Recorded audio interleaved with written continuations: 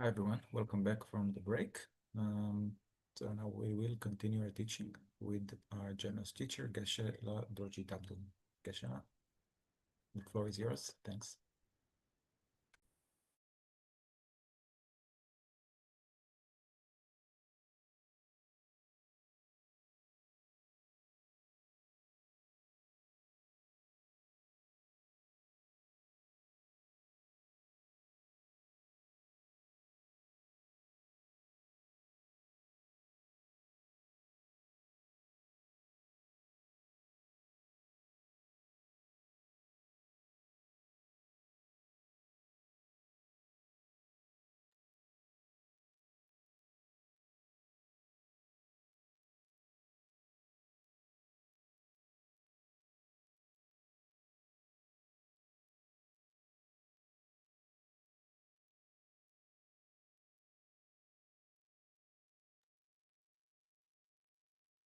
I also remind the participant that if you have any question, you can write them in the chat and we'll have a QA session in the end.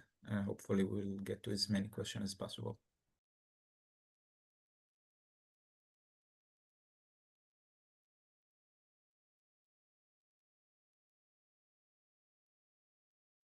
Okay, thank you. I hope they're all back here for the next session. And as David announced, I'll be expecting some questions at the end after the completing of the textual teaching. Okay, first let's go to the screen sharing.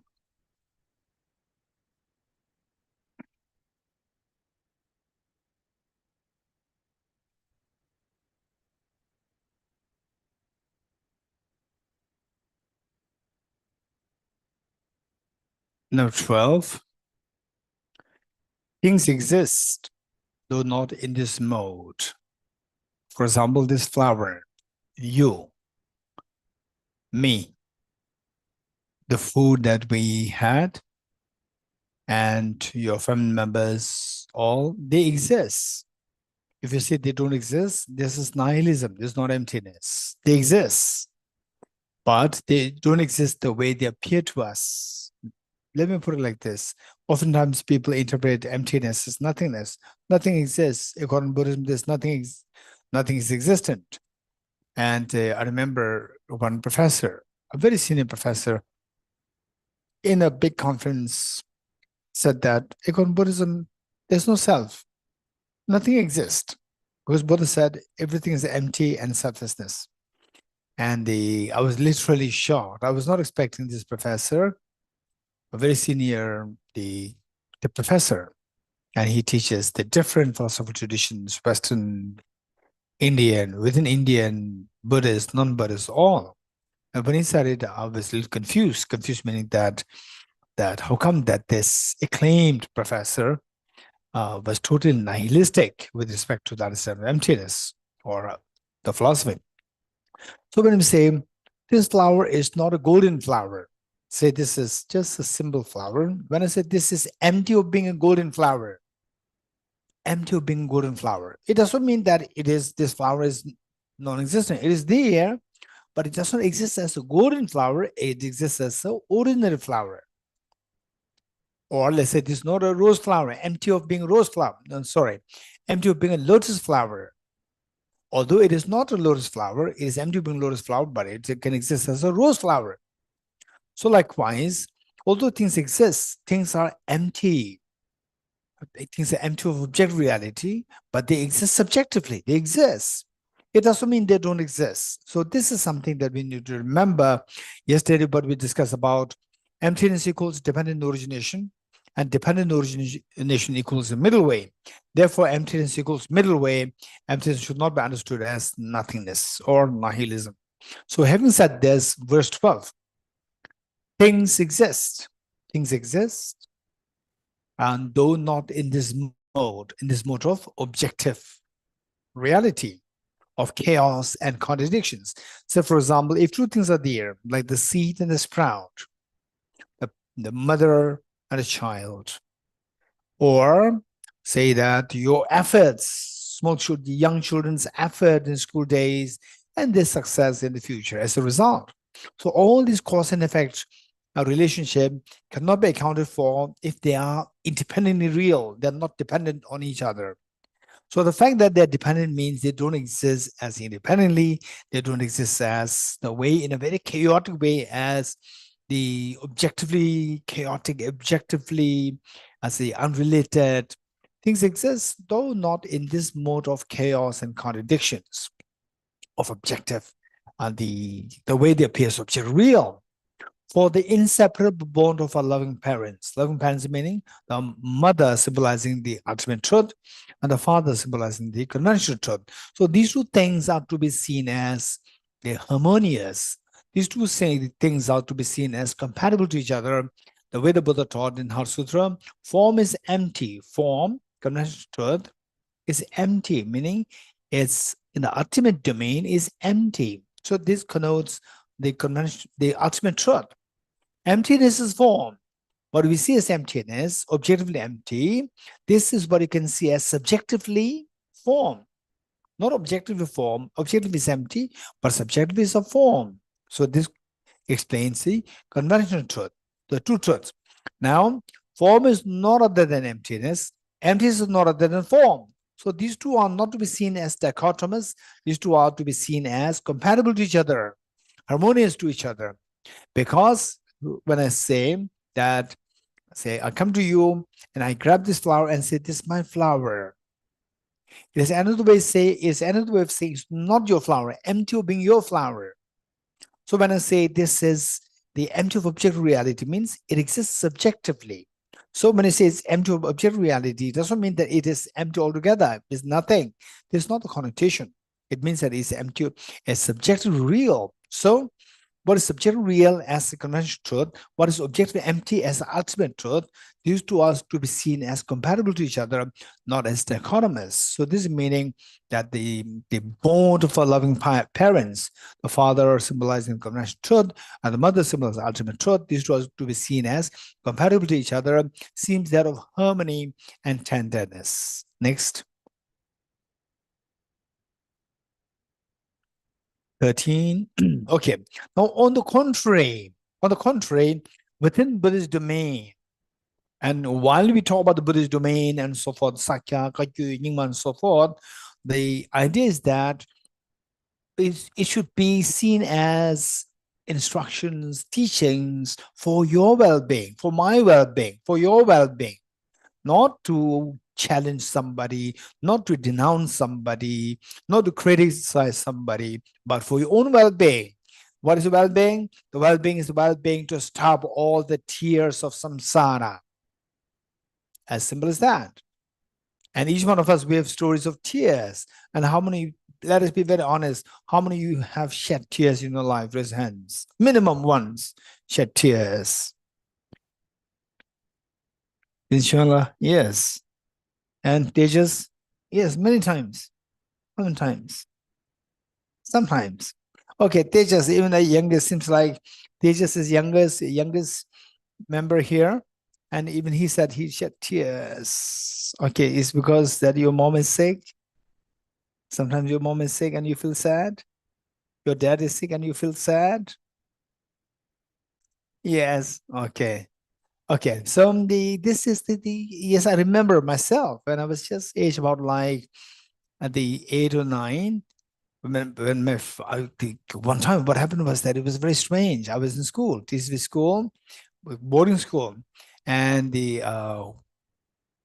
those days no mobile, nothing. The whole school must have how many telephones? Telephone set, one in the main office, and the account office, one in the hospital, maybe 3 or 4 phones, and there are 3,000, 4,000 people there.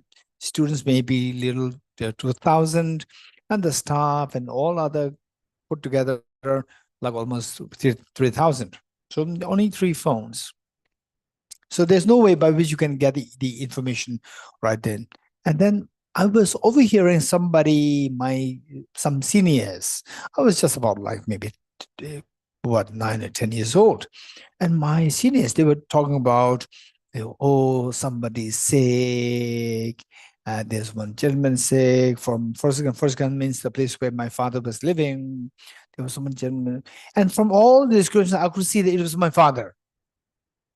I could sense it was my father. And without any for nothing, just no effort, tears just the rolls down my eyes. And this is a pain this little boy was feeling. So we all shed tears.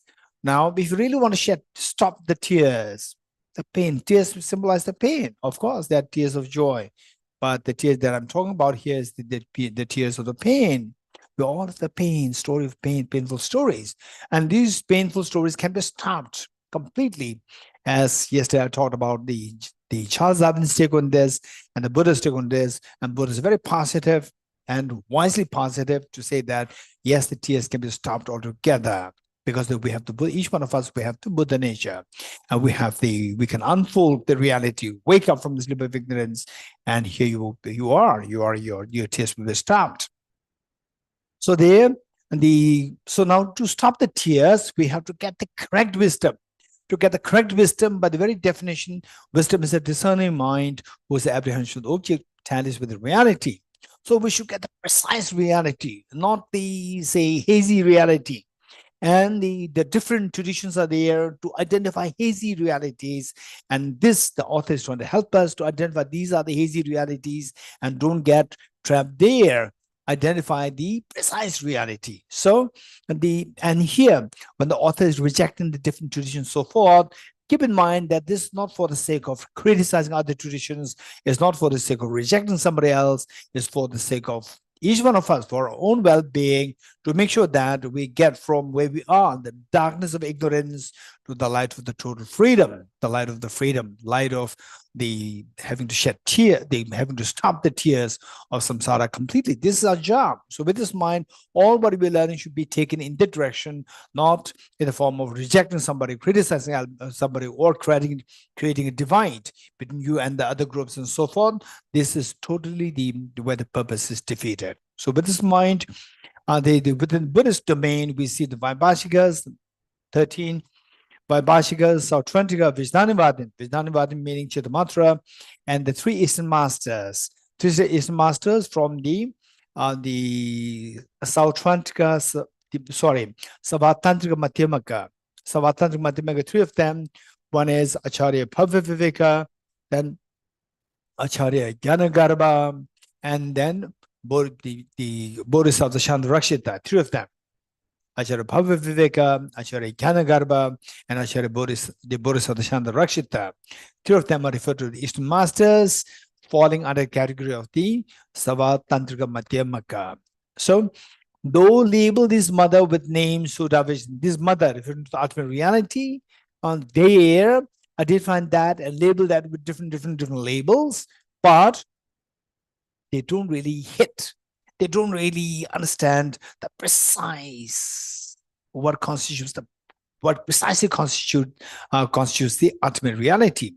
So, though label this mother the ultimate reality with names so divergent, different names are given, like limestone, like white elephant, marked with beaming tiger stripes in the form of physical matter, a foolish lunatic monkey, an intrinsic subject, a ferocious bear, inherently devoted to duality, yet they all lost the old mother. Even though they label different things, they talk about the ultimate reality, but they don't really identify the real mother, the emptiness, ultimate reality. They lost track of what constitutes ultimate reality, which is the old mother. The next 14. So how they do not identify that. So they will all be explained a little later. And next comes the Tibetan tradition. Within the Tibetan tradition, say with respect to rejecting the Gelupa tradition, Sakya, Kagyu, Nyingma, Gelug, with respect to rejecting the advocates of some of the Gelupa traditions, not all. Likewise, Sakya, Kagyu, Nyingma, it's not all these traditions per se. They are just amazing tradition, a very pure tradition coming from the Indian, eventually from the Buddha. But within these traditions, later on, there are some scholars whose understanding they are not so strong, so clear. So these are what are being rejected here. So it says, likewise, many scholars and meditators amid Sakya, not all, Nyingma, Karma, and Dukpa, pride themselves in diverse terminologies. They again come up with the diverse terminologies like self-awareness was non-subjective, emptiness and clarity. And this is the Sakya tradition, primordial purity and spontaneity, the true face of Samantabhadra, the Dzogchen, Mahamudra, the unfabricated innate mind by the Kalkyu, neither existent nor non-existent, a mere absence of any thesis, Chonang tradition. So all these traditions are very pure traditions.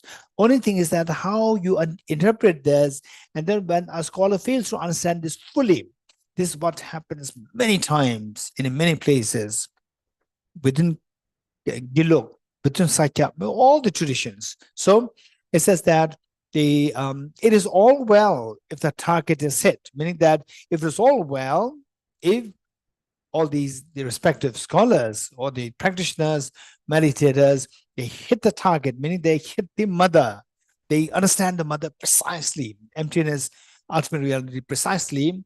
But I wonder what you are all pointing at. I mean, some of these scholars, and which the author is going to explain later here. Okay, first, starting from Vaibhashika and Sautrantika, it says, number 15. As external matter is not dismantled, Vaibhashikas and Sautrantika, they were concerned about when they told, for them, when the Prasangika would say that there's no intrinsic reality. There's no intrinsic reality. Okay, keep this in mind. This is so important. Many people, why they think that Arya Nagarjuna's philosophy is nihilistic, it's because for them, they read the Arya Nagarjuna's text and they think this is truly nihilistic. It just rejects everything. It is just everything.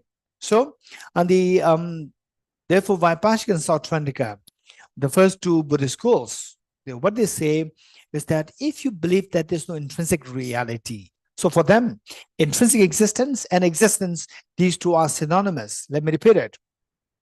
Except for Prasangika, all the Buddhist schools, for them, intrinsic existence and existence is synonymous. When you reject intrinsic existence to the ears, it is like rejecting existence. When you say that there's no intrinsic samsara, there's no intrinsic nirvana, it's like saying there's no samsara nirvana. This is wrong. So whereas if you say no, samsara exists, nirvana exists, is for them it's like saying samsara never exists intrinsically.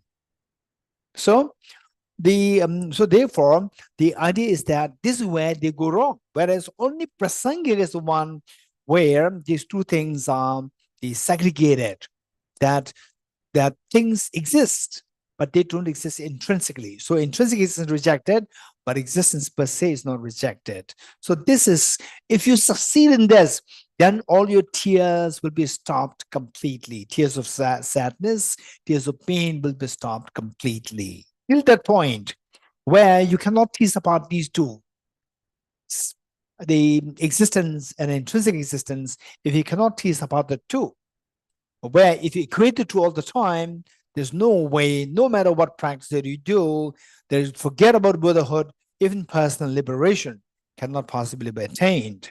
So with this in mind, the Acharya, here, the author is saying that 15, as external matter, okay, hard copy, which page number? 184, Poonam, 184. Okay. So now they say that if there's no intrinsic existence, then you cannot talk about the external reality, because the external reality exists, and if they don't exist intrinsically, they don't.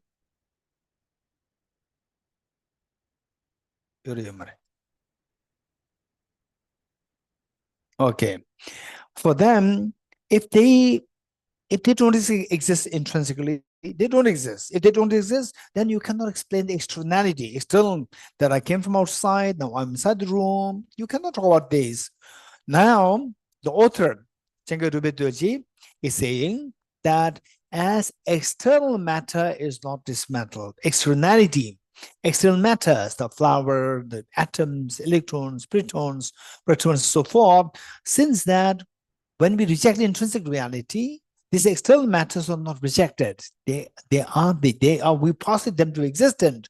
So external matter is not dismantled. Vaibhashikas worry not and be pleased. Meaning that we don't reject external matter. External matters exist. So therefore, you don't have to worry. Although we reject intrinsic reality, we don't reject external reality. So therefore, you don't have to worry. You don't have to compete, fight with us, number one. Number two, for the Chittamatra, who accept only mind reality, who said that if the self, they talk about, they ground the philosophy. This is very important for Chittamatra, and there are still scholars, even within the Buddhists, very good scholars who incline their philosophical view on the Chittamatra more than the other schools. So for them to say that there's nothing externally there is purely mental. Vaibhashikas are trying to, they say the external reality exists. Chittamatra said, no, external reality doesn't exist, only the mind exists. And everything is just the display, or is just the appearance to this mind, extension of the mind, or the appearance of the mind, and there's no externality there. Now, when they say, if you ask them, how do you prove that such a mind exists without externality? Then they say the final ground of the philosophical, the supports, it lies on the acceptance of the what is known as self-cognizant mind. This is very different. This is very a separate, the philosophical view, a self-cognizant mind, and with this concept, they're able to defend the position that everything is mind and the mind exists as intrinsically real. So externality is just like illusion. It's just illusion. But we see as outside, inside, we see these things. Yes, this illusion. In the dream, you will say the same thing. The dream is purely your mind. There's nothing externally there, but you see them as externally real. This is exactly what is happening now in the daytime or in the waking state. You see things externally. This is your deception. So how do you know that? Then they say that they bring the concept of the self-cognizant mind. Self-cognizant mind is one, you accept it, and then on that basis, they can explain that the mind exists intrinsically real, but externality, they can be discounted. So now the author, Changkya Rolpai Dorje, is saying that though without self-cognizance, so the Sanghika reject the self-cognizant mind.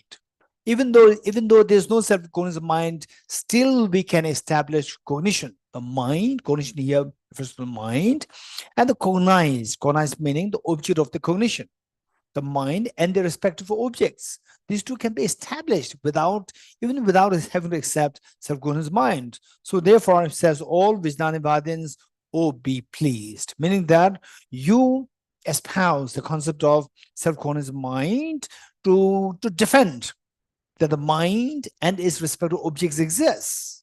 But to defend that, you don't require the self-cognizant mind. You can reject the self-cognizant mind. Still, you can account for the mind and the respective objects. So therefore, Vijnanivadins or the Chittamatra philosophers, be pleased. Then next for the three Eastern masters who accept intrinsic existence but reject true existence, saying that they just made distinction. Though without intrinsic nature, dependent relation starkly remains. So they say that if there's no intrinsic reality, then you cannot account for dependent origination. Now the author is saying that although we reject intrinsic existence, we can still see the functionality based on the dependent relation, dependent origination. Dependent relation starkly remains. So be pleased to the three Eastern masters. 16. Okay, now with the specific Tibetan and Tibetan Buddhist traditions. Though one meditates through contravenence, the innate dawn, 16. 16, as clarity and emptiness can be held as uncontradictory. Upholders of pupil instruction hold doubts no more. Pupil instruction instruction, and the upholders of pure instruction refers to the Changkya tradition. So those people who do not understand emptiness of intrinsic reality well, from the Changkya tradition, of course, Changkya tradition, all the traditions, the upholders of the traditions understand emptiness so well, but there are some section who see that what they are saying and emptiness and intrinsic reality seem to be contradictory. So saying that as clarity and emptiness can be held as uncontradictory. We can talk about clarity, we can talk about clarity of the mind. The nature of the mind is clear. And the quality of this mind, the attribute of the mind is that the mind is empty of intrinsic reality. There's no contradiction between these two things. So because of this, upholders of the pupil instructions hold doubts no more. You can still reject intrinsic reality and still accept the union of the clarity and the emptiness of the mind. Next, though primordially pure, good and bad are feasible. Now, there's one section of the Nyingma holders who do not really understand the philosopher so well, and they said that, oh, everything is of the same taste. There's no good, there's no bad, everything is pure. Yes, you can talk about it. For example, say if you love, say if you love yellow color, and you put on blue glasses, with the example that I gave you yesterday, and I put on the red colored glasses, and I say she showed this flower, which is actually yellow. Then she asked you, what is this color? You will say that this is what? Green. Yesterday he said it's green, because it's a combination of yellow from the flower, and the glasses that you put on as blue, because of mixed together, you see it's green. For me, yellow and red, I see it's orange. These are contradictory views coming up. So, but when you see the reality is beautifully yellow, a beautiful yellow. There's no green, there's no blue. So likewise, they say this tradition holders, some of them who do not understand emptiness well, they said that, oh, if you accept the emptiness intrinsic reality, then you cannot accept then you are, in a way, you're rejecting the concept of how everything is primordially pure. Yes, author is saying that there's no contradiction. It says, though primordially pure, yes, everything's primordially pure, intrinsically pure, and at the same time, good and bad can still be posited. Good and bad are feasible. It's not that everything is good, everything is bad. No. So within the conventionality, there is a concept of the good and bad, which can be distinguished, although we say that everything is primordially pure. There's no contradiction. As such, the knowledge bearers, meaning those advocates of the Nyingma tradition who do not understand, of course, the Nyingma tradition, they are brilliant masters who fully understand emptiness and who reach the highest enlightenment, the realization, such as Guru Padmasambhava. The knowledge bearers need no clinging to purity. You should not, have to so clinging that everything is pure, everything is pure. Conventionally speaking, there is impure, pure, there are things. Because impure things are there, we put effort to make them pure. Because impure is there, the tainted sentiments are there, we put effort. Buddha came to encourage them to go from the tainted, miserable, the painful experience to the painless experience. If this is not there, why should the Buddha appear on the planet Earth? Okay, 17. Though one meditates through contrivance, so this is some of the advocates of the Kagyu tradition, meaning the Mahamudra tradition. Though one meditates through contrivance, the innate dawns. So some of them, what they say is that this is a problem everywhere. So when the real pure tradition comes and the dilution happens. So they say that, oh, what's the point of studying debate and then study? What's the point? Just wasting your time. These are all contrivance. Contrivance meaning just say mentally fabricated. It's not natural, spontaneous. So what you are trying to attain, enlightenment is a spontaneous experience. It's not a contrivance. It should come as a spontaneous experience. So therefore, you cannot do it with a fabricated study and debate. This will not give you, this will only multiply your, say, the mental distractions. So the author is saying that you focus on the innate experience, spontaneous experience. There's no contradiction. You start with the contrived meditation, and then gradually the spontaneous experience will dawn. For example, like the music. How many practice music? The keyboard, raise hands. How many practice keyboard? And how many the moment you touch the keyboard, the music flows? The first time you touch the keyboard and the music flows, raise hands. No, music, music. But then, no, the first time you press it and the Mozart music comes out. No? Okay. So you keep pressing, then you, initially it's contrived. You just try to mimic the teachers. It's not spontaneous. Contrived. Keep practicing. This one is a practice. Keep doing. And then after a while, it's a beautiful music comes out. You don't have to put effort. You don't have to even say focus or pay attention which finger to press. The fingers, they move automatically. Yes, Menon? Automatically, and the beautiful music comes out. That is the innate. So for the innate, initially it should be started by the contrivance. There's no contradiction. So it says, no one meditates through contrivance, innate can still dawn. So therefore, the elderly meditators need no insistence. Don't be too stubborn. As the absence of elaboration of existence or non-existence can be accepted, the stubborn logicians need not fret. Stubborn logicians meaning people who are, who are studying the debates, and those who really understand debate so well, for them it's not an issue. But you are half-baked, the people of the, what's the English expression? The half vessel makes the loudest noise. What is the English expression?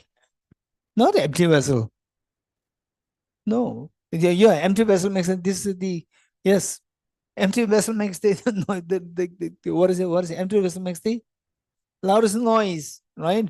So therefore, logicians, anyone, Gilu, Sakya, Kajui, Nyingma, half-baked people, empty vessels, they make the loudest noise. So therefore, it says that even the logicians, say the half-baked or the empty logicians, they said that no existence, non-existence. If there's no intrinsic reality, then where is existence, non-existence? And yes, the flower does not exist, not exist. These are all just, it's all because of your failure to understand the mother, the emptiness. So therefore, if you truly understand it, while you accept things as existence or non-existence on the conventional level, yes, on the conventional level, we say that the solar system has a sun at the center. This is correct. Just correct. And in the solar system, there are no two suns. It's also correct. Our solar system does not have two suns. It's correct. It's absent of two suns. It has one sun. It's correct. But ultimately, there's no sun. Objectively, when you go into the atomic level, the sun is nothing but made of heliums and hydrogen. On that level, there's no sun. None of the atoms of hydrogen or helium is a sun. None. But conventionally, yes, there is a sun.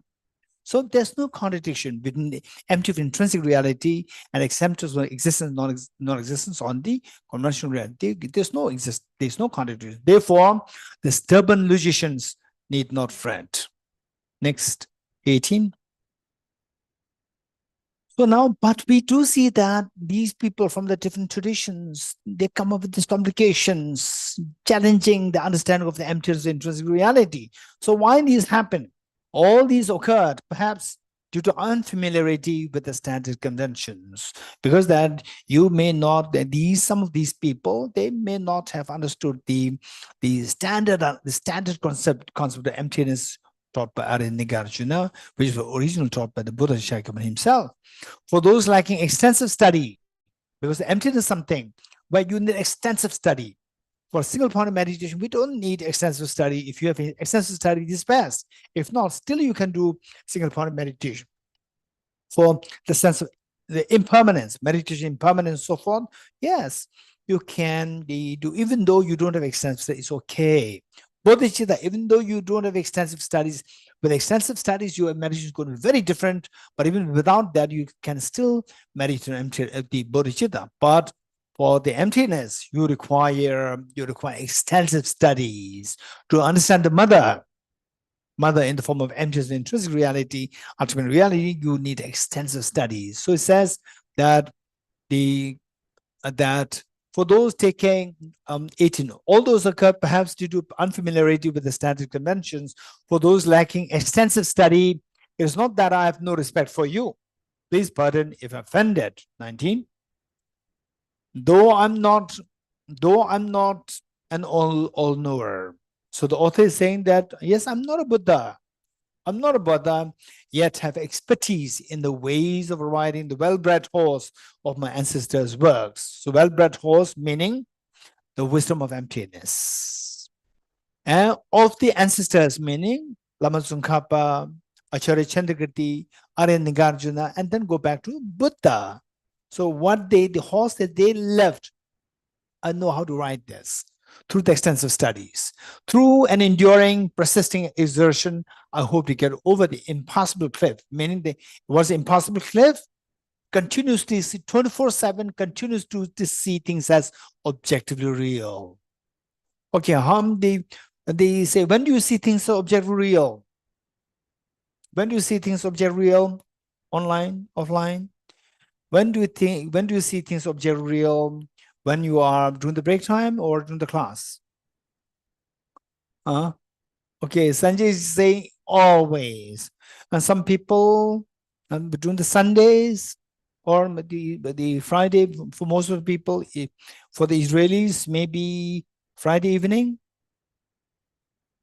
or the Thursday evening, then things become so intrinsically real. Holiday, intrinsically real holiday, intrinsically real joy. And for others, Friday evening, and then some people, they're so excited to go to the pubs. Saturday, you go to pubs, and then the Sunday, you can be in the, what is it, tipsy? What's the word? Hangover, right?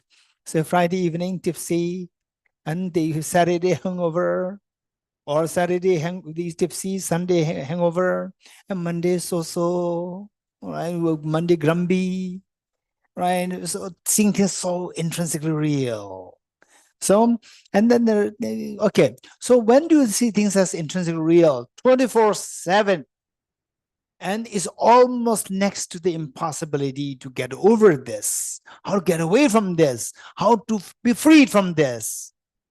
Yes, it is by reliance on the authoritative sources, the materials, the guidance, the instructions given by the authoritative masters, such as the Buddha Shakyamuni, Arya Nagarjuna, Acharya Chandrakirti, and so forth, and the great teachers of Sakya, Kakyu, Nyingma, Gelug, all these great masters, great teachers. For with the help of these teachings, there is the possibility for way to get out of this 24/7. Otherwise, 24/7, say the deception, which attracts all the tears of samsara. Okay, 20.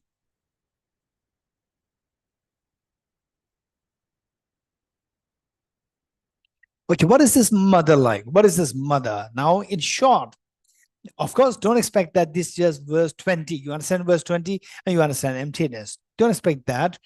And this is just like a movie trailer. And as mentioned earlier, extensive studies are required. Particularly Acharya Chandrakirti's text, the Nagarjuna's text, this must be studied. Okay, 20. No search is required for the seeker it is. For example, say, we go in search of what is a mother, what's empty of intrinsic reality. You yourself is empty of intrinsic reality. You are the seeker. You are empty of intrinsic reality. There's nothing there to look for. You are the one who is empty of intrinsic reality. No search is required for the seeker. It is. You are. You are. You see yourself as intrinsic real, but in reality, it's empty of intrinsic reality. Never grasp is true for it is true, false. What I'm seeing is not true. It's not intrinsically real. It is false. I'm seeing it as intrinsically real. It is faulty. So it's false. So this is the okay. So it's false, meaning that it helps us to avoid the extreme of absolutism. It helps us to avoid the extreme of independent existence or absolutism. Yet this falsity should not be dispelled, for it is real. Okay, this seems so little the ironical. Yet this falsity should not be dispelled, for it is real. Okay, let me say that. Okay, now we have a younger member. Okay, youngest one teaches, and now even the younger one is came. What's your name? Kaina. Okay, Kaina, how old are you? Okay, Kindila. So we have now 7 years old, the classmate. Okay, all of us in 50s, look at her. This is our classmate, youngest one. Kaina, how old are you? 7. 7 years. What is your name? Kaina. What is your favorite thing to do? Art. Okay, drawing arts. Okay, good. And then who's your favorite person? My mother. My mother. Wonderful. Okay, Kaina, remain this the next till you become old. Right? Don't change it. Right? Many people your age, they say, who's your favorite person? My mother. And then they reach age 16, it changes. From mother, it changes. And then say age 16, 17, 18, that's one starts to fight with the mother. And then right, don't do that. Keep it, right? So that you can be role model for all the old people. All the old people who dislike their mother nowadays. But they will learn from you. Right? Good. Thank you, Haina. Thank you. Okay. Don't forget this. Okay, good. Now what I'm saying is that this falsity, okay, screen sharing.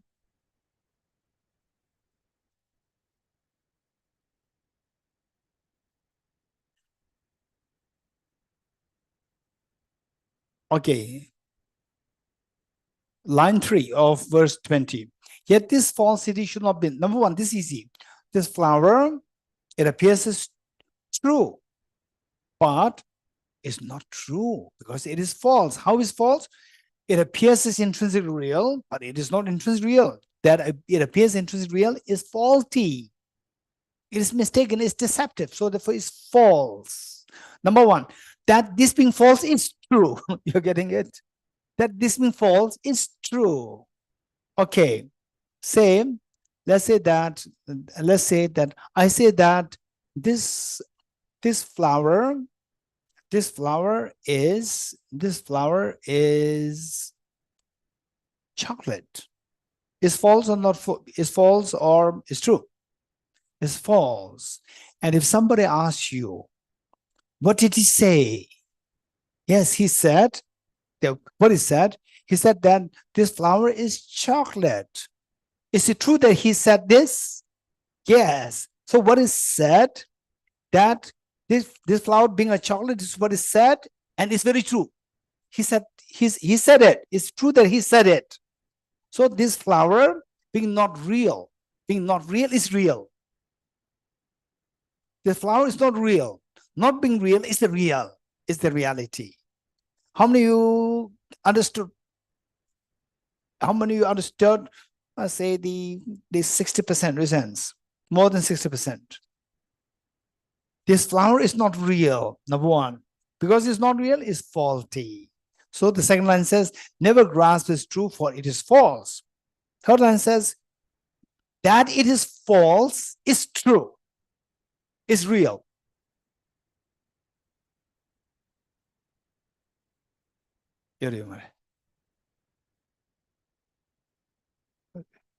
Screen to batas.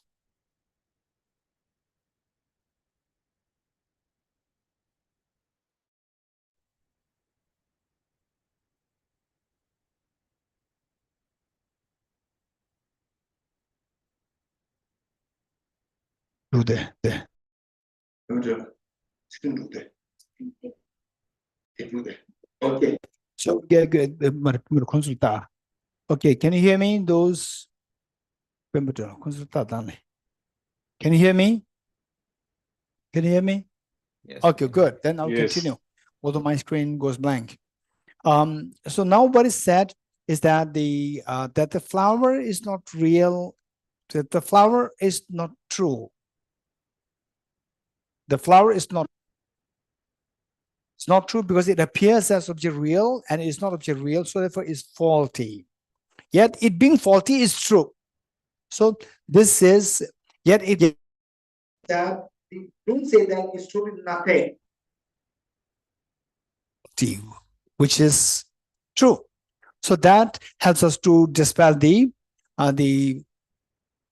that dispels the extreme of nihilism. The first one, it helps to dispel the extreme of absolutism, and next one is it helps us to dispel the extreme of nihilism.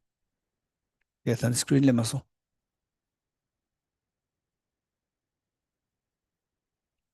Okay. Well deserved is the respite, the freedom from extreme of eternalism, absolutism, in the same. The freedom from the extreme of absolutism and nihilism. 21. Though lacking the coveted experience, meaning that the author, out of humility, expressing humility, saying that I lack the desired experience, profound experience of directly seeing the mother, of directly seeing the emptiness. I feel as though I'm seeing right in front of me the kind parents lost for so long, saying that in a way, claiming that accepting that now I've understood emptiness. So this this is where he understood emptiness and he composed this text. Okay. 22. Great indeed is the kindness of Nagarjuna and his disciples. Great indeed is the kindness of Venerable Lobsang. So, in fact, this tradition is the ancient, I would say Indian tradition, has it that I cannot speak for other traditions, but the Indian tradition, be it Hinduism, Jainism, Buddhism, all, there's a tremendous sense of humility expression. There's a tremendous sense of reverence. There's a tremendous sense of the giving credits to the original sources. So here, he's not saying that I'm great. He's saying that great indeed is the kindness of Nagarjuna and the disciples. Great indeed is the kindness of Venerable Lobsang Lama Tsongkhapa, and great indeed is my Guru's kindness in return. So because that I benefit a lot from all these great masters, I revere the mother. Revere the mother meaning I will continue to practice the wisdom of emptiness, the mother in the form of wisdom of emptiness. I'll continue to practice the wisdom of emptiness, and it will remove my mental defilements, will stop my fears, expand my happiness, and share this happiness and the wisdom with all the other beings so that all others can also stop their tears of pain, and expand the happiness. The next, by the joyous celebration of all noble deeds, through the meeting of the young child of awareness, meaning the clay light mind, your pure mind. Pure mind doesn't mean that that doesn't mean the pure meaning kind. It simply means the pure, the true nature of the mind, the true connection nature of the mind manifest with his unproduced, inexpressible old mother. This pure, the true nature of the mind manifests to see the emptiness, inexpressible old mother. May all mother sentient beings be led to the lasting joy. So this experience that he experienced, the author experienced, then he wished that it be shared with all the dear mother sentient beings so that all sentient beings can stop the tears of samsara and then have the lasting happiness. 24. The Rolpai Dorje, the author, perform here at this joy, a dance of ecstatic joy to please the three jewels. Meaning that, indicating that he realized emptiness, and this emptiness is such a joy for him that this joy is what he's experiencing to please or to revere the Triple Gem. Okay, so with this we are done, and I'd like to invite some questions.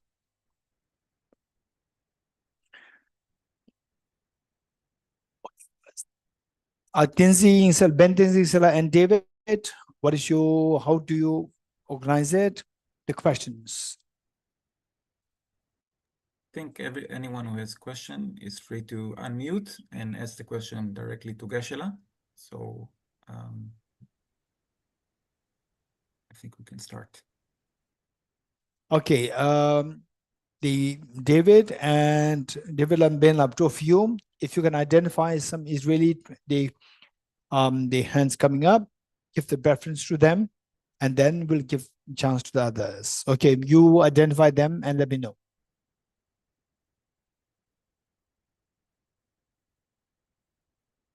Okay, the best thing would be David La, because Ben La is translating. David, you identify the people. Okay, those Israelis, you get the preference first. And if you don't raise hands, then others will get the chance. David, do you say anybody? Gidi הצביע. Geshe-la, do you hear me? Yes. So first of all, thanks very much for teaching. What do we need to do in order not to be sleepy all the time, in order to wake up? Because we fall asleep all the time. So is it wisdom, is it learning, or is it practicing meditation? What are the tools that we need to do in order to stay? Okay, this is a serious question. Thank you. This is a serious matter, which happens to many people who are serious practitioners. I would say more those people who are, who say now either say by choice going for retirement, early retirement, and so forth. So these people, they have almost like 24 hours in their hands, and then they dedicate fully into the practice. So for these people, the tendency is that you may, because that you spend like 2 hours, 3 hours, 4 hours, 5 hours a day in a practice, you feel sleepy, drowsy, heavy, lethargic. So under such situation, what should be done? Is this a question? Is this a question? Is this a question? Pretty much so, yeah. Okay, thank you. Remember all the time that what we see is not the real thing, and to keep this awareness of the emptiness. This is what I meant by Okay. So there are two things. One is about this, and second part is how to sustain this experience that what I'm seeing is not the reality. So there are two things there.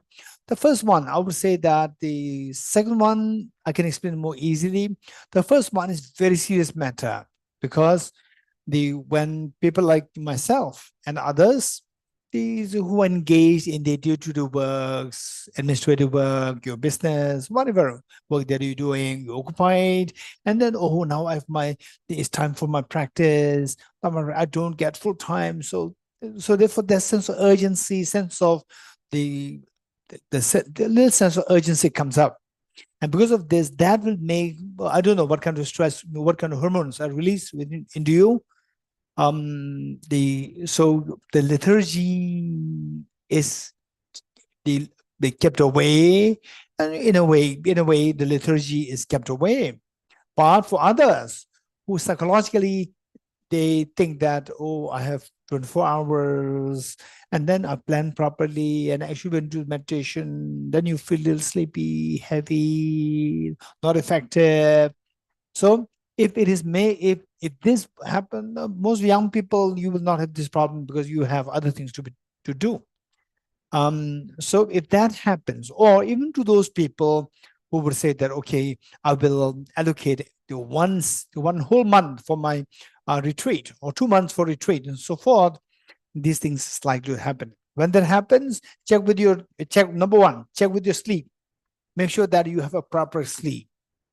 Make sure that there's the flat 7 hours sleep, minimum 7 hours sleep, because that if the sleep deprivation, you are so industrious or the perseverant in your practice, and then whole night suddenly you get up again, you practice, you like this, then the quality of your practice will disappear. So make sure that you have a high quality sleep. The two, say adequate sleep, no sleep deprivation, number one. Number two, that the food that you take, it should not be too heavy and the portion should not be too big, and it should not be extremely heavy and with heavy carbohydrate. This is not healthy. And the protein should be adequate. And if you eat too light food, is also not good. If you eat too light food in your meditation, we see that your mind is not lethargic, but still your mind cannot focus. It's very strange feeling. That is because the food is the food is not having enough protein. So that can be a problem. So make sure that your sleep is taken care of and your food is taken care of, and should be a balanced state. You have to see the balance in your the time management of your food, of your meditation, and with the meditation, how long was the duration of the one session. You should know exactly according to the nature of your body, because it may differ from one individual to the other. Okay, this is one part which is very important. And the next part about the awareness of the awareness of the dreamlike nature of the phenomena or emptiness nature of phenomena. So it is not that easy. So the best thing is that at the initial stage, we have to put effort, concerted effort. Say, when you are in your workplace, that's different story. When you're driving, that's different story. And some people, they are too much. Some people, they said, Gisela, say, when I'm driving, I'm meditating on emptiness. And I think of the car before me. My car is made of just, the past, atoms and so forth. I say, they don't do that. This is crazy. You can easily bang against the other car. So, whereas if you're a passenger in the car, then you can meditate on emptiness. In other words, what I'm saying is that where the time allows, the situation allows, make sure that we try to make it habit to think about emptiness. Say you're eating food, okay, even this food, it appears like this, so delicious, but it's now made of atoms, and none of the atoms is delicious. Where is this delicious food? And then you go to bed, okay, who's sleeping? I'm sleeping. What is this I? When you're brushing your teeth, okay, what is being brushed? Okay, this brush itself is made of atoms, and my teeth also made of atoms. And what is to be removed is also made of atoms. And what is brushed? What is not brushed? And what brushes? They're all same nature. So therefore, how can we distinguish that? Where is this? So objectively, we see that this is how we continue to. First of all, it's like a little bit of forcing yourself to think of emptiness. This is how we have to, and then gradually it'll take time. Gradually it becomes like the natural, your second nature. You fall asleep, you lie down, you think about emptiness. You lie down, you think of emptiness. Then gradually, even in the dream, oftentimes you'll meditate on emptiness automatically. So this is where initially we require effort, and gradually it becomes spontaneous. Okay, next question. Elisheva, go ahead. Hello, Geshe. Thank you very much. You are a brilliant teacher. I can tell you. Thank you very much. You already answered part of my question in the last answer, but still, many times I can feel like this is not the real reality, and about my emotions and about material things, but I always carry with me the I. It's like it's also my intelligence. And even though I try like to help others, to think about others, even I go to hospital helping wounded soldiers, I still have this, yes, it's a little bit heavy I with me. So please, do you have any antidote for this feeling? Okay, this is again a very pertinent question. Yes, in fact, these questions really help. The questions which actually the question which actually is more experiential. These will really help us. So what bothers us, these are the things particularly need to be focused on. For example, let's say that let's say the mobiles, the companies, they make the mobiles, and before they market it, what they do is that they first produce the 50 or 100 the pieces and give it free to the young people, young intelligent IT people. Give them for free, and their job is to use this and identify the errors. Identify the errors in the application.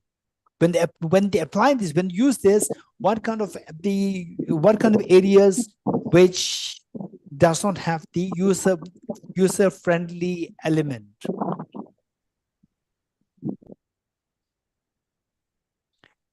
Which they identify what is there which is not user friendly. Identify them, and more precisely the mistakes, the errors, technical errors. You have to identify them, and then you report this to the company, and depending on the profundity of the error that you identified, to that extent they will reward you with $1,000, $2,000, $5,000, maybe some cases $10,000, depending on how technical, how profound you have identified the errors. So likewise, these experiential things, they are identify the errors. Errors within you, not errors in the emptiness, the concept, but the error within your thinking. It's or the technical issues. This is what you're identifying. So this is coming, and this is so precious.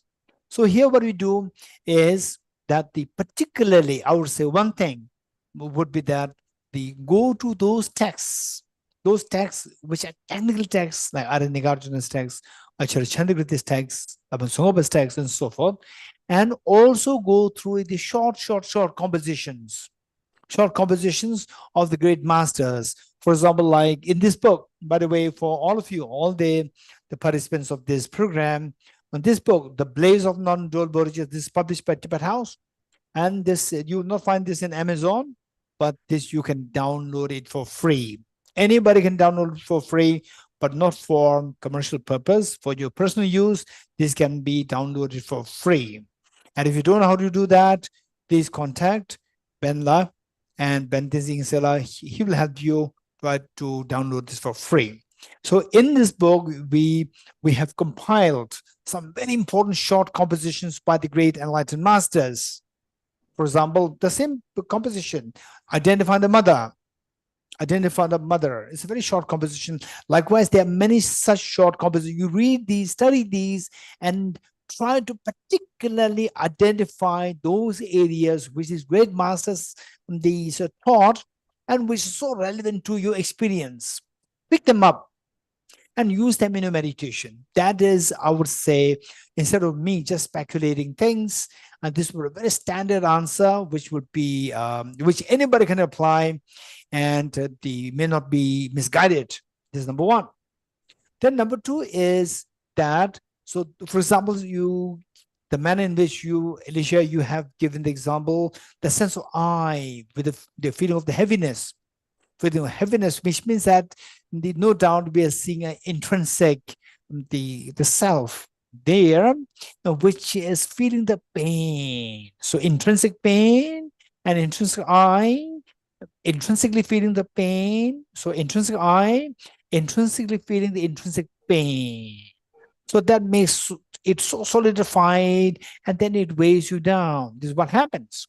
So in this case, you apply this to the flower. So keep this, don't forget that experience, and think of the flower or think of something else like a house and so forth, and see if that concept of the solidification of the flower as a flower, if this can be dismantled by meditating on how the flower is so not to be identified under the ultimate analysis as intrinsic one with its parts or intrinsic different from its parts, or applying Acharya Chandrakirti's the reasoning, the seven mode rejection reasoning, with emptiness. With these, just see some neutral objects like the flower and so forth. If you succeed in this, if you can get some sense that, okay, what I'm seeing as a flower, as an intrinsic flower, is not really there. If you sense it, then first, intellectually, you can say that if I apply this to the self, to myself, it should also work, because it works with the inanimate object. It should work with the animate object like the self. It should be intellectually. Then experientially try to shift it. And don't expect that with the first attempt it'll work. It'll not work like this. Just the same, you should be very convinced of that. For example, like, okay, this flower is made of atoms, and my hands, which look so cute, it should be made of atoms. Should be made of atoms. And you think of the go to and fro, and gradually you will convince that even my hands are always also made of atoms. And then sense of, okay, I'm 58 years old. Look at this boy, he's so young. Look at this girl, she's even younger. I'm very old. And then so if you feel I'm old, what's the problem? That's okay. I'm old. You feel little down, which means there's a belief in intrinsic reality, real self. So when that happens, then you apply this reason. You apply the reason, say, for example, simple reason. For example, okay, age is nothing, is related to the body. And the body is nothing, body is made of atoms. And the atoms, my atoms which constitute my body, and the atoms which constitute the body of this boy, the body of this girl, they are all the atoms the same age, 15 billion years. So on that level, there's no difference. Instantly, my uneasy feeling will be dispelled. It disappears. If that disappears, means the earlier, when I say, oh, I am 58 years old, you feel a little down, heavy. So that was actually inflicted with the belief in the I as intrinsically 58 years old man. Intrinsically. So when that is dismantled by understanding this reasoning, that age is nothing but a body is nothing but atoms are nothing but they're all same age. All atoms are the oldest person, atoms are the youngest person, they're all same age, 15 billion years old.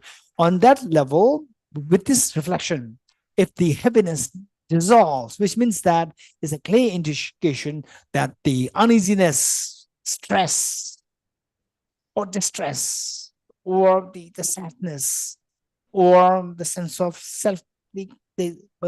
self-conscious, the feeling. So that is mixed with this self-grasping ignorance. Is amazing.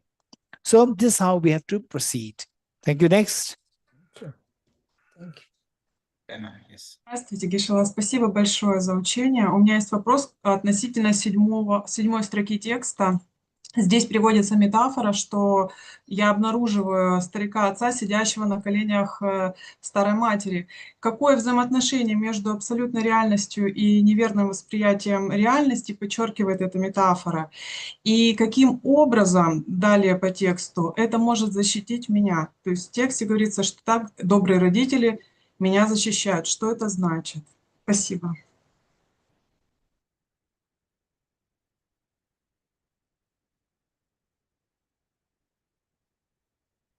Thank you so much.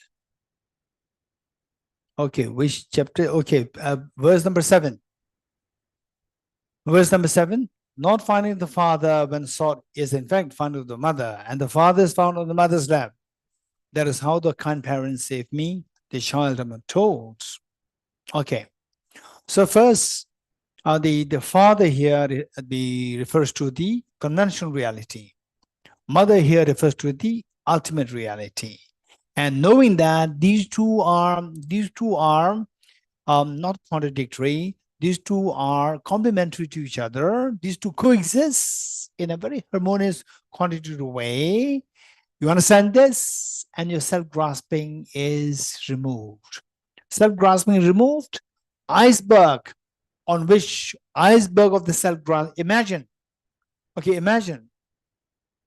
5,000 years ago, or let's say the Homo sapiens, 0.3 million years ago, 300 300,000 years ago. Just imagine 300,000 years ago, iceberg, what is that? Arctic Circle. Icebergs in Arctic Circle, icebergs in Antarctica. So the icebergs there 5,000 years ago or 300,000 years ago. Imagine those icebergs. If you're there at that time, you will not have a clue that one day these icebergs will start to melt. They seem so strong. Yes, they were strong. Then if you can build houses on these icebergs, they're so strong. You can build houses. But after 300,000 years, 0.3 million years later, today, due to global warming, icebergs start to melt. They melt, whatever is stacked on top will crumble down. So the iceberg is a metaphor for our self-grasping ignorance. The moment the self-grasping ignorance, iceberg of self-grasping ignorance dissolves, whatever stacked on top of this, inappropriate attention, afflictions, contaminant karmas, and miseries, and the tears of pain, they all dissolve, they get dismantled. This is how it works. Now, to explain the verse once more, the Bending Sela, would you mind showing the screen, doing the screen sharing, verse number 7?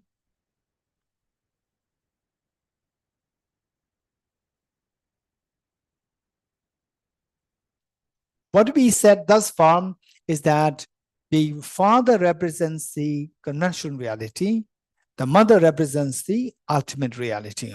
At the moment for us, let's say the flower is the conventional reality. Flower is the conventional reality.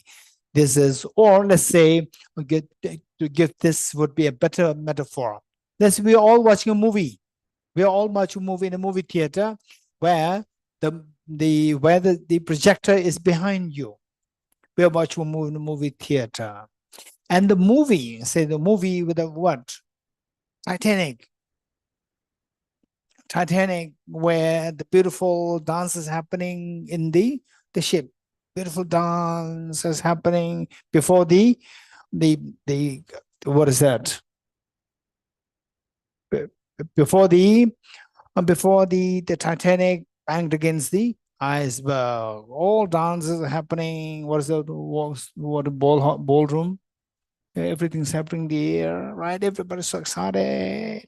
So you're watching that movie on screen. So that movie is the metaphor for the conventional truth, the father. And then this movie is, you see the movie there, you are so trapped in the movie. And you trapped there means your eyes is just glued to the screen, as though the movie is coming from the screen. Tell me, where is the movie coming from? Tejas. The movie is coming from where? Okay, in the movie theater. Did your father ever take you to a movie theater? Very good. Okay. So it's coming from behind. Movie projector. Movie projector is behind. Although your eyes are glued to the screen, but the movie is not coming from the screen. It's coming from the projector. But what is from the screen? That the movie is not from the screen, it's the reality of the screen. Movie is coming from this projector. How do you know that? The moment the projector stops, the movie on the screen disappears. So now this is the reality of the screen. Where there's no movie there, that's the reality of the screen. What do you say? Beautiful ballroom dancing. This is superficial reality. The moment the projector stops, then you see the reality of the screen. You're getting it? Where the dance in the ballroom stops. That is the reality of the screen. So what you see is the flower. This is conventional truth, like the movie. And then on the atomic level, the flower disappears. That is, the movie projector stops. The movie on the screen stops. Then you see the real screen. Then you see the flowers empty on the atomic level. So the emptiness of flower, that is the ultimate truth. And you see as a flower, it's your mind projecting as a flower. That is conventional truth. When you look at now, at the moment when you look at it, this is a flower. Yeah, of course, this comes truth, but you don't see the emptiness. You don't see the mother. You don't see the mother. Whereas when you see the mother, when you see the objectively on the atomic level, the flower is empty, you see the mother. When you see the mother, then you see what you earlier saw as the father. The flower is just coming from my mind. Then you see that this is a place where the father and mother meet. The mother in the form of emptiness of flower, and the father in the form of the subjective projection of flower. These two meet. This is what you see. When you see that, then you see that objectively it's empty. Subjectively, that's a flower. This is like illusion, like a dream. You see that the father and mother, they are coexisting. They coexist in the same place. They coexist. This is where you see this is like dream. When you see like dream, when do you see the dream as dream? In the dream or when you wake up? What's the girl's name? Huh? No, Elena, I think. Да, когда просыпаюсь. Yes. So to see the dream is dream only happens when you wake up. When you see that the flower and the emptiness of flower, these two coexist. The two truths coexist. Father, mother, they coexist. This is time when you see things as illusion-like, like a dream. Objectively is empty, but subjectively it appears like a dream. So to see dream happens only when you wake up. This is a waking state. When you wake up, you are liberated from the contents of the dream. This is known as the father and mother saving us. Thank you. The next question.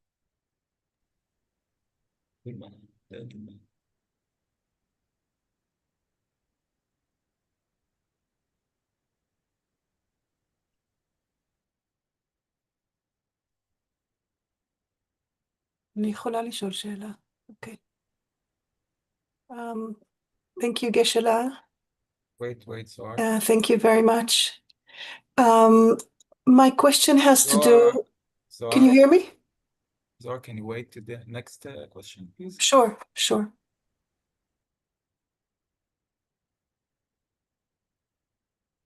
Dulma? Okay, Tsiring Dolma. Ага. Здравствуйте. У меня такой вопрос. Как внешнего врага сделать лучшим другом? Своим лучшим другом? Okay, how to make our external enemies our friends? Very good. Okay, the first we have to know the enemies are those people who give us hard punches, right? Who creates problem on us. And when you know that these hard punches are actually blessing in disguise, then you see that, oh, these people are so kind. When you see they're kind, means they are your friends. So this is how the enemies become your friends. How? Let's say that you are a boxer and you need the coach. And if the coach gives you very soft punches, if your mother is your coach, the mother will never give you hard punch. If the mother never gives hard punches, you will never become a legendary boxer. So why you don't become a legendary boxer? Because of the mother. If you really want to become a legendary boxer, don't keep your mother as the coach. You have to bring somebody who gives you hard punches. So these hard punches give you blessings to make you a legendary boxer. Muhammad Ali, Mike Tyson, they'll just check with who are the coaches and what is the weight of the punch that they received. Just check it online. And then just imagine you hit it once, you die. So this is how they become the legendary boxers. So therefore, when you know that these enemies, they are the blessings in disguise for me to become strong, for me to stop my tears. Anybody who helps you to stop your tears, these are your friends. So you see that what you so-called as enemies, they are in reality, these are the best of your friends. So this is how by recognizing, using your intelligence, by recognizing that the enemies are the best of your friends, meaning that they are the real blessings for your growth. you see that they are friends. This is how we convert the enemies to friends. Thank you. Спасибо. Let's go.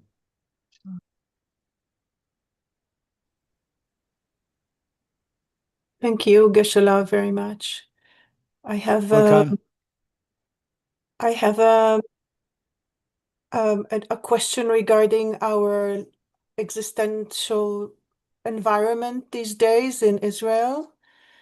It has been very difficult to practice certain issues when the external world is in such a dramatic and catastrophic situation. There is so much suffering for us, but so much more for the people of Gaza. And there's so much, I would call it contradiction in the fact that our own people are inflicting the suffering, and the situation is so hard to bear, and guilt, if I may say so. And so what would you advise as far as practicing? Because I find it, and many people find it, impossible. Thank you so Okay, much. this is, thank you, Zohar, thank you. And particularly, I'm very impressed by you in ways that you're not only talking about your side, you're also talking about the Gaza, people there. This is extremely kind of you. This is so precious. I truly appreciate. I truly adore your way of thinking. It's so precious. In fact, I would say that at times it would be good for us to look at things from, say, sometimes try to stay away mentally, just keep away and look at things from distance, like the whole planet Earth from distance. From distance, let's say that you are in Pluto, and from there you are looking at the planet Earth, a very blue planet. So likewise, and let's go away in time and space, away, and think of the history, human history. In fact, they say since till 5, I was just with my mom, dad, that's it. And then from there, going to school, then I've been hearing about Chinese invasion, Tibetan suffering, hunger, torture, all this is having heard as a little boy. My only mother passed away, my father difficult situation, and a little boy is struggling with other boys and girls fighting. So looking at all these things, and now getting to know the world, picture from the past history till today, we see the reality more and more. So overall speaking, the pain of the world is much more the same, to be very honest. Say, at times, I'm just thinking of, for example, say, yes, my father, my mom, they had to really run away from Tibet, from the invasion of China. It's very true. We cannot hide this reality. And they're born on the planet Earth. They're born in Tibet. Yet they have to run away because of the invasion. Somebody's coming with a gun. And somebody's bullying you. So this is what happens. And in the history of in the past history, the history of the humanity, we see that. So look at this, all these, the past conquerors. What is conqueror? Conqueror meaning somebody who conquers another place and bullies others, looting others. This is a reality. And just imagine, once one of my friends sent me a mail saying what is that? The wall, the German wall, Berlin Wall. Somebody sent me the letter in the email. The person said that, okay, at the moment, Geshe-la, just imagine the wall is dismantled and I have one foot on the other side is Germany, and the one side, West Germany. This is where I'm keeping my food. And I just can't, this is what the person was saying, that I can't imagine that in those days, if this is how I should be shot dead. I'm so alive that I was not born that time. I was born today. This was what the person said. It's very true. It's very true. So what we need to think of that we need to think of two things. Think of two things. One is a broader, bigger reality from, say, 300,000 years ago, Homo sapiens. From there till today, the broad picture, how they say the bigger in the say Homo sapien time, say with those muscles become the boss of this small community. That's it. You loot, kill, steal, whatever, and become the boss. And then gradually people thinking developed, and then bigger communities started, nations started, first kingdom started. And then they're also looting, killing, stealing. All these things happen. Bigger empire, conquering others. This is what has been happening.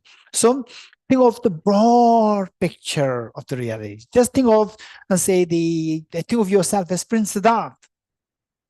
Just think of yourself, Prince Siddhartha, and think of the situation, broad picture. He was not only looking at his palace, where the people are killing each other, bullying the royal family members, bullying the commoners who are offering service in the palace. No, he's not just focused there. He's seeing everything clear. He's seeing what is happening in his palace, in his kingdom, and around the kingdom, other kingdoms. He could see all these things. Then he left the palace to look for a solution. So now for us, what I will say is that we don't have to leave, but we have to do what this Prince Siddhartha did. Think of get a bigger picture and ask yourself the question.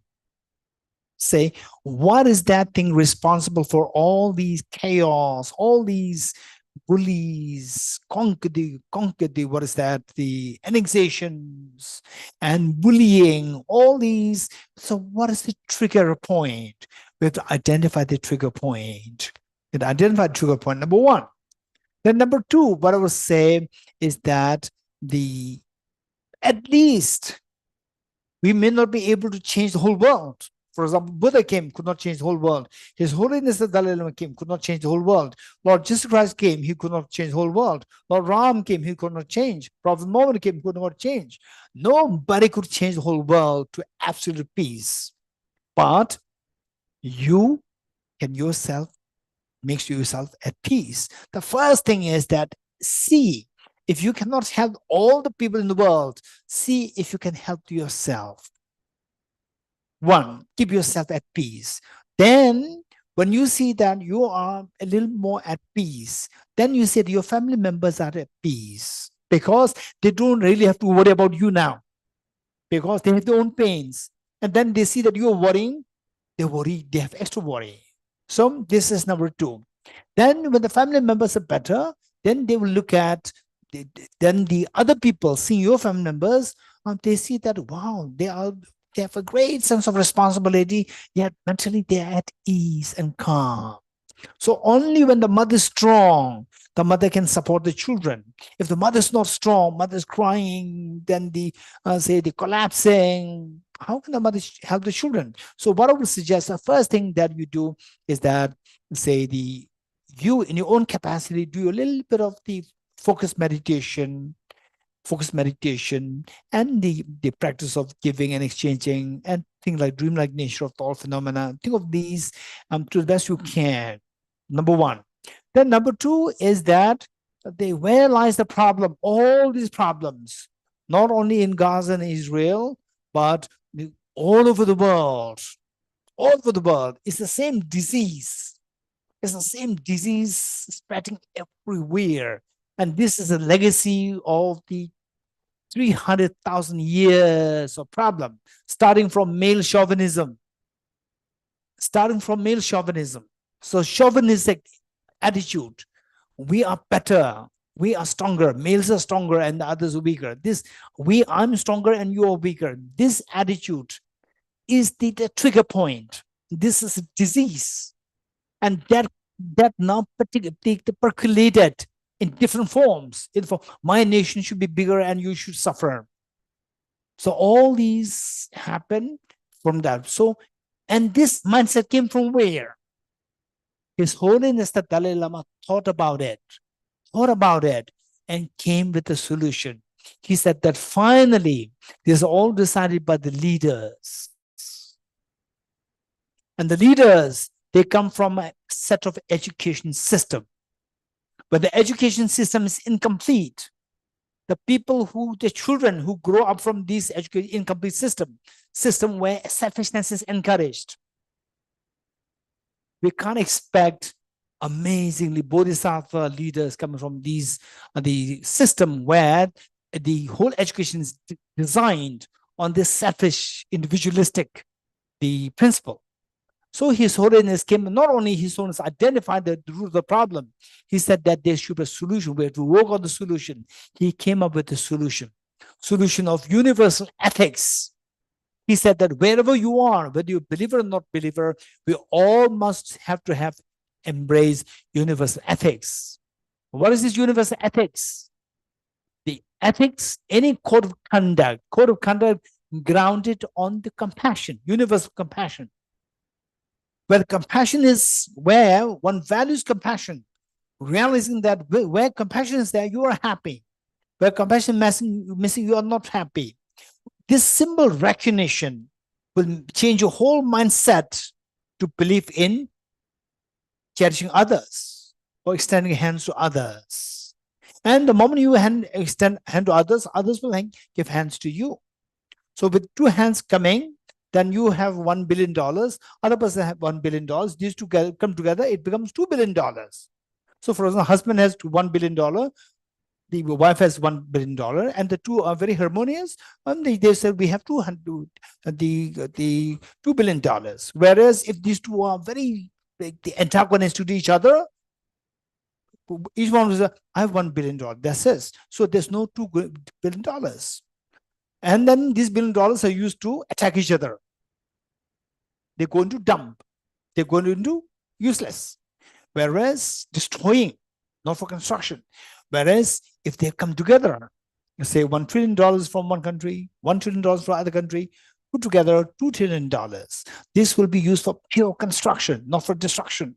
So this is the idea of His Holiness the Dalai Lama to spread the message, to say that modern education is incomplete. It's an amazing system, but it's not a complete system. It's an incomplete system. It's a system designed to develop your brain. It is not designed to develop your heart. Now we need to include a program, include it as a part of the modern education curriculum, which is designed to develop the heart. And the children should be exposed to this concept.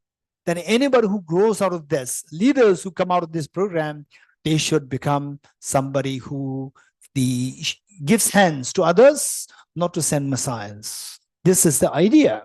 So, with thinking of this, our job is, okay, at the moment of suffering, this should not be the reason that your future, you should also want to see your future generation suffer. No, because we are suffering now, we should see how our next generation should not suffer. So for this answer, His Holiness the Dalai Lama already gave the answer. So today, this program known as Universal Ethics is being implemented by Emory University, USA, in the form of what is known as C-Learning. Program C-Learning, Social, Emotional, Ethical Learning, meant to encourage the development of the heart in the minds of all the people. So therefore, the people like yourself, Zohar, and all of us, we need to really put effort to spread this message of His Holiness's message of spreading the program, Universal Ethics, the big umbrella underneath which is the C-Learning, these programs. Just see how much we can spread this for the benefit of the humanity. So this should be our next work. Thank you.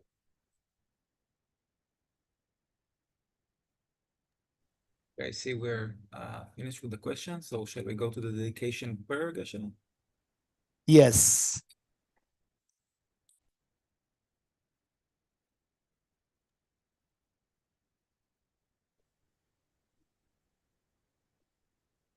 Thank you, Geshe-la, very much. In the land encircled by snow mountains, you are the source of all happiness and good. All-powerful Shenrezig Tenzin Gyatso, please remain until samsara ends. Just as the brave Manjushri and Samantabhadra too realize things as they are, also I dedicate all these merits in the best way that I may follow their perfect example. I dedicate all these roots of virtue with a dedication praised as the best by all the Buddhas who appeared in the three times, so that I might perform the noble Bodhisattvas did. Jang Chub Sem Cho Green Puche Ma Kai Panam Kai Gyurche Kai Panyam Pamapayam Gognya Gog Tu Washo. May the Supreme Bodhicitta that has not arisen arise and grow, and may that which has arisen not diminish, but increase forevermore. As long as space remains, as long as sentient beings remain, until then may I too remain to dispel the miseries of the world. I dedicate the merit thus gathered towards the realization of the deeds and the prayers of all Buddhas and Bodhisattvas of the three times, and to the upholding of the Dharma of teaching and realization. May I, in all lives, through the force of this merit, never separate from the four wheels of the Mahayana vehicle and accomplish all the stages of the path: renunciation, bodhicitta, perfect view, and the two stages. May sentient beings again and again make offerings to all the Buddhas, and may they constantly be joyful with the inconceivable bliss of the Buddhas. With the wish to free all beings, I shall always go for refuge to the Buddha, Dharma, and Sangha until I reach full enlightenment. Due to the merits of these virtuous actions, may I quickly attain the state of a Guru Buddha and lead all beings without exception into the enlightened state. We will recite the Art Sutra mantra 3 times. Teata Om Gate Gate Paragate Parasam Gate Bodhiswa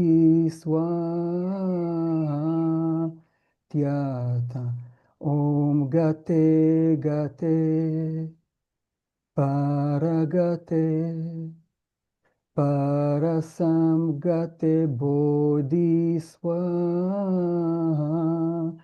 Tyata Om Gate Gate Paragate Parasam Gate Bodhiswa. Thank you, Venerable Geshe-la, for this precious teaching. And thank you, everyone. Whoever wants can join Venerable Geshe-la to make 3 prostrations.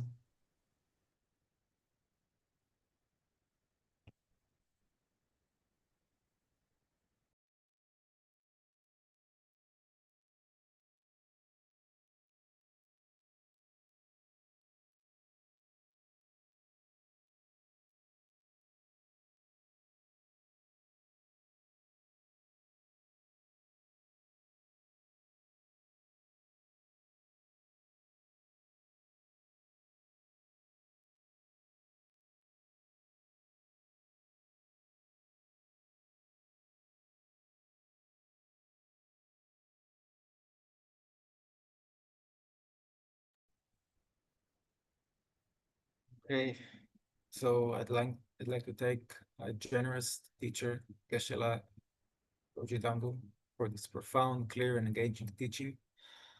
I'd like to thank the organizers from Dharma Friends of Israel and Tibet House, and also Tibet House for the technical support.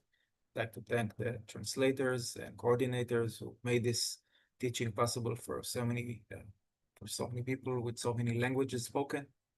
I'd like to thank the volunteers who read the prayers, everyone who volunteered to take part in this teaching. And finally, I'd like to thank the participants. Without you, there is no teaching. So thank you for coming together here and allowing us to have this wonderful 2 days teaching. And again, thanks to our dear teacher, Geshe Dorji Damdul. Thank you so much, organizer, Tibetan House, Geshe Dorji. So much. Thank you, everybody. Thank you, Geshe-la. Thank you so much, Geshe-la. Thank you very much. Thank you. Please have a long life. Thank you. Thank Very Dharma friends. Thank you, Tibet House, India. Thank you, Geshe-la. Thank you.